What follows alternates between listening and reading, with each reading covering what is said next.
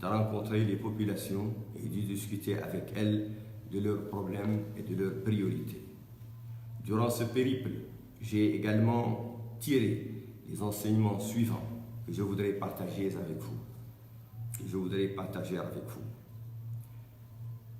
La soif de changement et la forte demande démocratique résultant de la progression du niveau de prise de conscience, en particulier au sein de la jeunesse.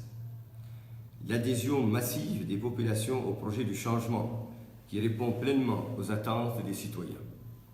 Le rejet massif de l'héritage du président sortant et de la candidature du favori du régime qui n'arrive pas à se libérer de son image de candidat du statu quo.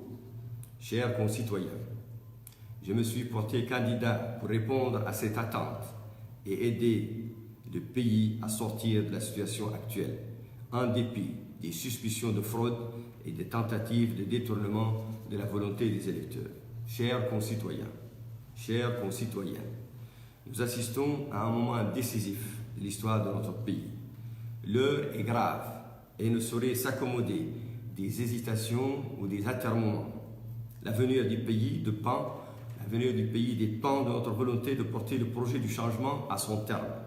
À cet effet, je vous engage tous à assumer vos responsabilités et à donner une chance à l'alternance pour engager notre pays sur la voie des réformes nécessaires à sa renaissance.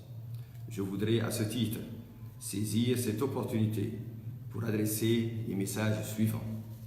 Je m'adresse d'abord à notre jeunesse pour lui dire: ne vous laissez pas confisquer votre victoire. Mobilisez-vous devant les bureaux de vote et dans les places publiques de manière pacifique et démocratique, mais de manière résolue pour protéger votre choix et faire prévaloir la volonté du peuple.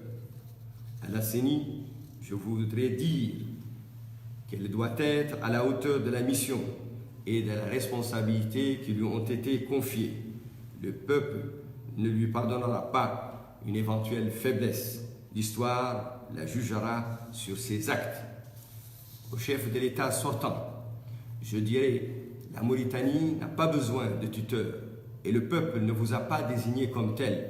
Vous avez eu 10 ans pour gouverner sans partage et mettre en œuvre votre programme.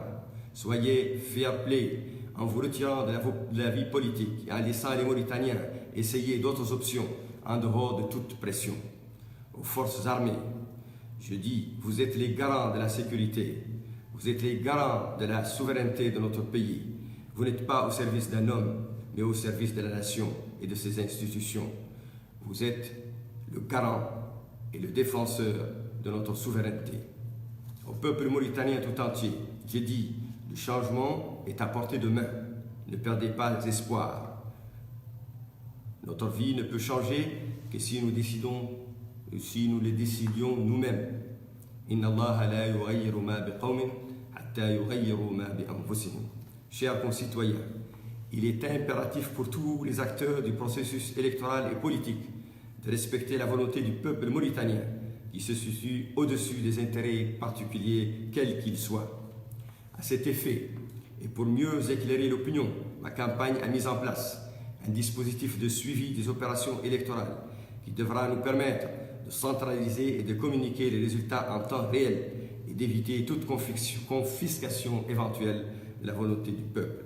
Chers concitoyens, le vote du 22 juin est en réalité un référendum pour ou contre la continuité de la politique d'improvisation, de la mauvaise gestion et de la corruption.